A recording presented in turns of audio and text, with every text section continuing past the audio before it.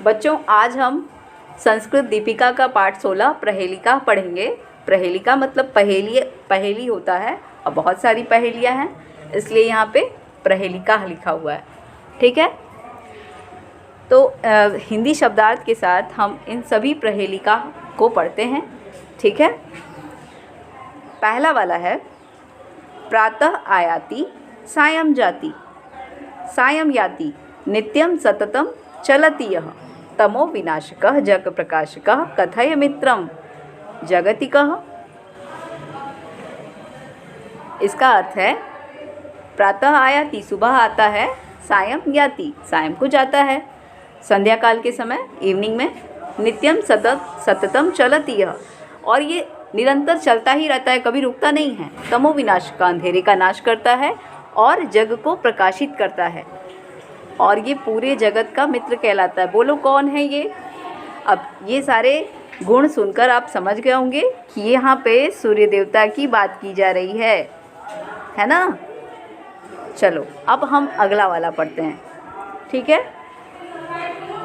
अगला वाला है स्नेहम ददाति यो मह्यम नित्यम तस्मै ददाम्यहम।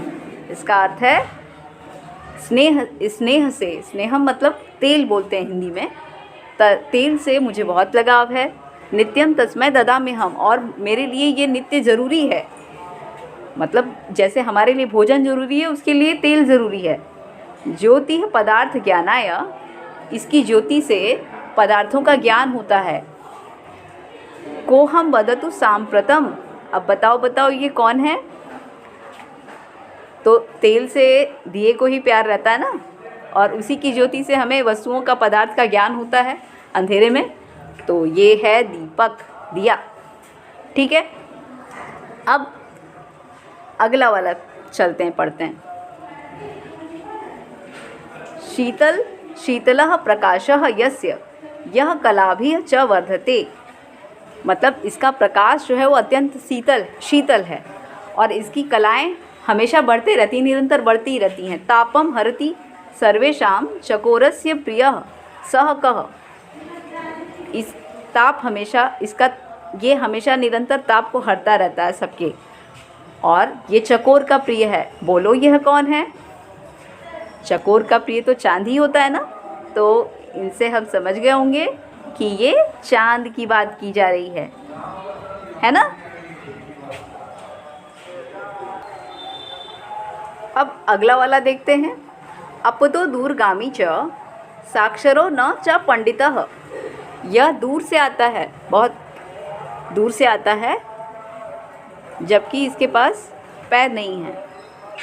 साक्षरो न च पंडितः, पढ़ा लिखा नहीं है लेकिन फिर भी पंडित की तरह ज्ञानी है। पंडित है मतलब ज्ञानी है। अमुखः स्फुट वक्ता, इसके पास मुख नहीं है लेकिन फिर भी सब कुछ बता देता है स्पष्ट रूप से। यो जानाति सह पंडितः, इसे पंडित की तरह हर चीज़ का ज्ञान रहता है। अब दूर से आने वाला, बिना मुख के सब कुछ बताने वाला, यह तो पत्र ही होता है। पत्र हमारे पास आता है और साफ साफ बता देता है कि सामने वाला हमें क्या कह रहा है, तो ये पत्र है। ठीक है, अब अगला वाला पढ़ते हैं। अगला वाला है आतपस्तु मम प्रियजनकः वायु च मम हर्ता सह पुरुषः माम जानाति यह नित्यम श्रम करता। इसका अर्थ है आतपस्तु मम प्रियजनकः, जो गर्मी है उसी के कारण मेरा जन्म होता है, वही मेरा जनक है। वायु च मम हर्ता, और वायु मुझे मार डालती है, मुझे हरण कर लेती है मेरा। सह पुरुषम माँ जानाति, वही पुरुष मुझे जानते हैं जो नित्यम श्रम करता, मतलब नित्य श्रम करते हैं, परिश्रम करते हैं। अब जो नित्य परिश्रम करते हैं उन्हीं को पसीना होता है ना, पता है आपको पसीना?